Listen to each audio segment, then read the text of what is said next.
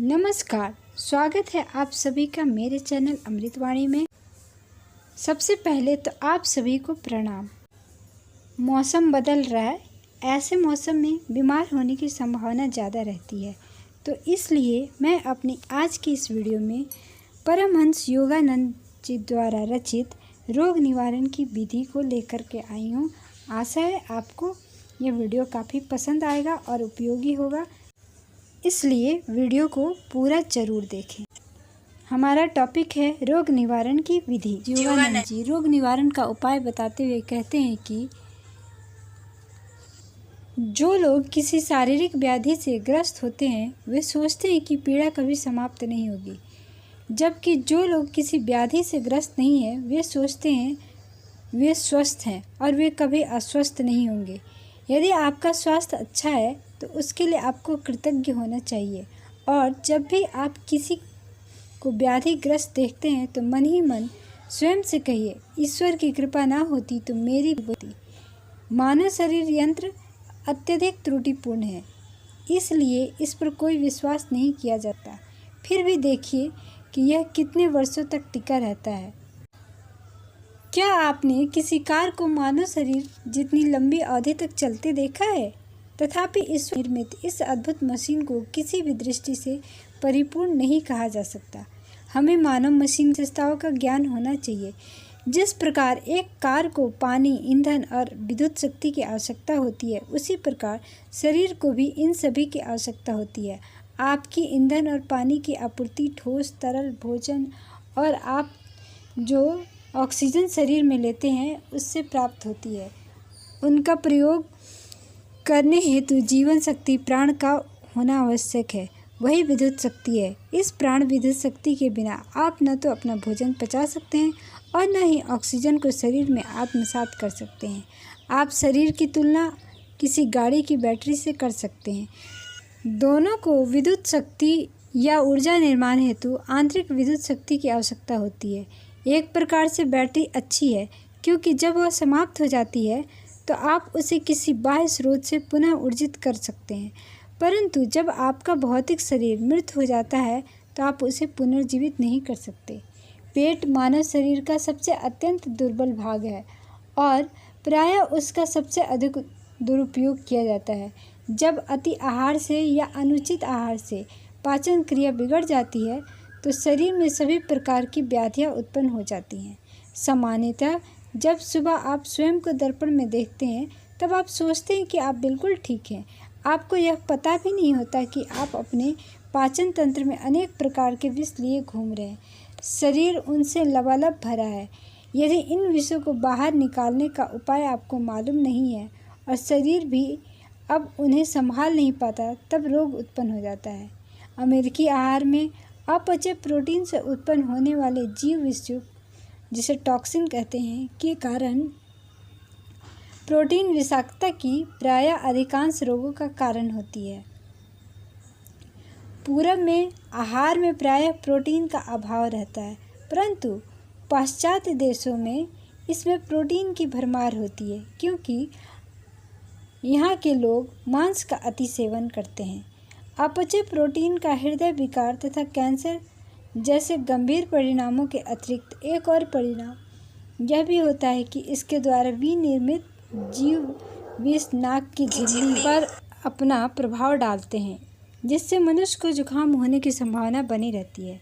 अत्यधिक जुकाम सारे शरीर पर प्रतिकूल प्रभाव डालता है, यहाँ तक कि मन को भी अवरुद्ध कर देता है, जिससे मनुष्य ठीक से सोच भी नहीं पाता।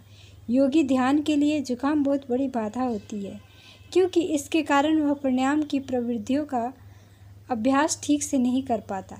लगता है इसलिए शैतान को नाक और गले में घुसने में बड़ा आनंद आता है। वे सभी जिन्हें अपनी आवाज़ का ध्यान रखना पड़ता है, जैसे गायक, व्याख्याता इत्यादि, को साधारणतः गले के विकार होने की अत्यधिक संभावना रहती है, क्योंकि वे अपने गले के संबंध में संवेदनशील रहते हैं और यह मानसिक भय शैतान के लिए उनके गलों में अपना स्थान बनाना सरल बना देता है। इसलिए जुकाम जैसे ही नाक में आरंभ होता है वैसे ही आपको शीघ्र ही उसे वहीं पर समाप्त कर देना चाहिए। यदि आपने उसे वहाँ न रोका तो वह धीरे धीरे गले और फेफड़ों में उतर आता है। आप जानते हैं क्यों? क्योंकि शरीर की उष्णता असंतुलित हो जाती है। जुकाम के विषय में मैं यहाँ आपको कुछ उपयोगी सुझाव देना चाहूँगा। प्रतिदिन गर्म पानी में नमक घोलकर उसके गरारे करना जुकाम के प्रतिरोध के लिए बहुत अच्छा होता है। इस प्रकार उचित आहार अथवा व्यायाम, प्रतिदिन 10 से 30 मिनट तक सूर्य स्नान भी अच्छा होता है। यदि आपको जुकाम हो ही जाए तो गले और छाती में उतरने से पहले जब वह नाक में है तभी उसे वहीं पर रोक देना सबसे अच्छा है। जुकाम को रोकने का सबसे अच्छा उपाय है उपवास करना। उपवास उसे तुरंत रोक देगा। जुकाम को समाप्त करने के लिए उपवास के जितना शीघ्र प्रभावी और कोई उपाय नहीं है। यदि आप 24 घंटे का उपवास कर सकें तो साधारणतः जुकाम उससे पूर्ण समाप्त हो जाता है। परंतु यदि आपको जुकाम बहुत लंबे समय से हो रहा हो तो आपको अधिक फल एवं सब्जियां खानी चाहिए तथा साथ ही साथ अधिक ताज़ी हवा एवं धूप लेनी चाहिए और व्यायाम करने चाहिए। बहुत से लोग जुकाम होने पर अत्यधिक पानी पीने में विश्वास रखते हैं। यह तभी अच्छा होता है जब व्यक्ति को बुखार हो या गाढ़े कफ की के साथ खांसी हो। अन्यथा अत्यधिक जल श्लेष्मिक झिल्ली को अत्यधिक सक्रिय कर सकता है। जुकाम होने पर गर्म पेय पीना तो सबसे हानिकारक है। ठंड से सिकुड़न होती है, गर्मी से फैलाव होता है। गर्माहट थोड़ी देर के लिए अच्छी लग सकती है, परंतु इससे कोशिकाएं फैल जाती हैं, जिससे उनके सामान्य कार्य में बाधा आती है। और बर्फीले ठंडे पेय भी मत लीजिए। यदि आपकी छाती में ठंड लग गई हो तो एक रोएदार तौलिए को अत्यधिक गर्म पानी में डुबोकर निचोड़ दीजिए और उससे छाती को रगड़ दीजिए। फिर छाती को सूखे तौलिए से पोंछ लीजिए। इसे एक समय में 5 बार कीजिए। दिन में 2-3 बार दोहरा लीजिए। प्रत्येक बार इस उपचार के पश्चात छाती को अच्छी तरह से ढक कर रखिए। जुकाम को रोकने अथवा उसे समाप्त करने के ये भौतिक उपचार हैं। सभी प्रकार की सावधानियां और उपचार के पश्चात भी जुकाम तथा अन्य रोग कभी कभी लंबे समय तक बने रहते हैं और कभी कभी जल्दी ही पूर्ण रूप से ठीक हो जाते हैं। इसका कारण गत कर्मों में छिपा हो सकता है, अर्थात कर्म सिद्धांत के अनुसार शरीर की अवस्था। किसी भी रोग का निवारण अधिकांशतः व्यक्ति की कार्मिक अवस्था, उसके पूर्व कर्मों के परिणामों का योग फल है और उस रोग के लिए ली गई औषधियों पर निर्भर करता है। कुछ लोग सोचते हैं कि हमारे कर्मों के अनुसार हमें दुख भोगने ही है, तो अच्छा यही है कि हम सारे प्रयास छोड़कर अवश्यंभावी को स्वीकार कर लें। परंतु इस प्रकार भाग्यवादी बनना उचित नहीं है। स्थिति को सुधारने का प्रयास करना और फिर जब तुरंत परिणाम प्राप्त नहीं होते तो प्रयास को छोड़ देना मूर्खता है, क्योंकि आपका प्रत्येक प्रयास कर्मों के उस ढांचे को तोड़ने में सहायक होगा। ईश्वर उसी की सहायता करते हैं जो अपनी सहायता स्वयं करते हैं। तो आज के लिए बस इतना ही। मिलते हैं नेक्स्ट वीडियो में एक नए टॉपिक रोग निवारण की 3 मूल विधियों के साथ।